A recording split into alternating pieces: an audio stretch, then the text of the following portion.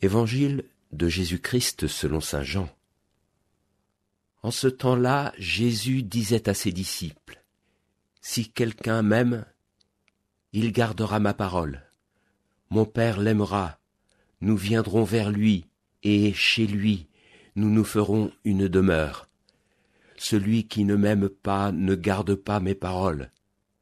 Or la parole que vous entendez n'est pas de moi, elle est du Père qui m'a envoyé. Je vous parle ainsi, tant que je demeure avec vous. Mais le Défenseur, l'Esprit Saint que le Père enverra en mon nom, lui vous enseignera tout, et il vous fera souvenir de tout ce que je vous ai dit. Je vous laisse la paix, je vous donne ma paix. Ce n'est pas à la manière du monde que je vous la donne.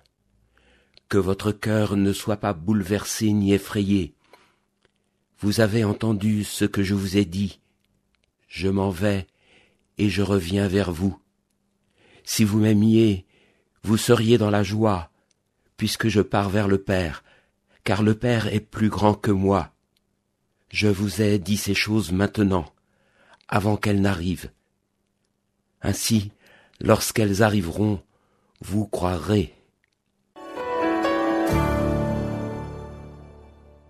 Ce dimanche, nous sommes à cheval. Oui, pardonnez-moi l'expression, elle est plus élégante que de dire que nous sommes assis entre deux chaises. Nous sommes à cheval entre Pâques et l'Ascension, qui arrive très vite.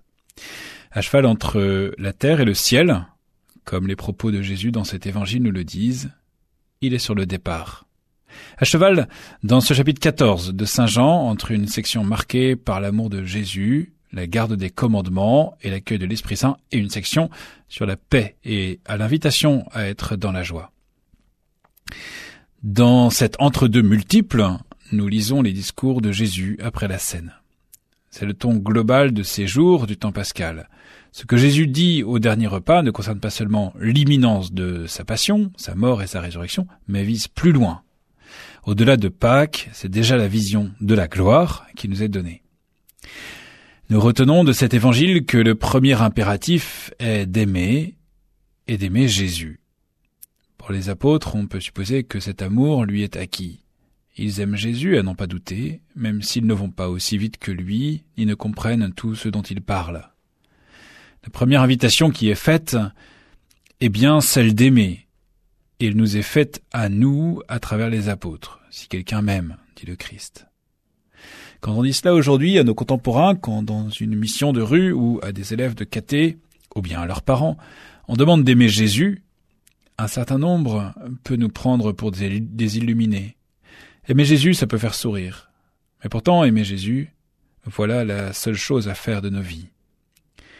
Si nous disons que nous aimons Jésus, nous avons par là que nous le croyons vivant aujourd'hui.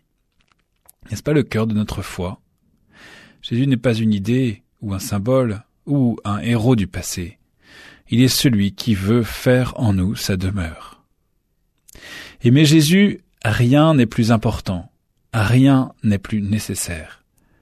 L'aimer aujourd'hui, car il est présent dans sa parole, méditons-nous la parole, dans nos frères et sœurs, et spécialement les plus pauvres, connaissons-nous un pauvre qui nous accueillera dans le royaume.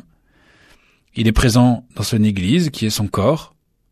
Disons-nous bonjour à nos frères et sœurs à la sortie de nos messes. Donnons-nous la paix à celui dont la tête ne nous revient pas. Il est présent au plus haut point, sous les espèces eucharistiques.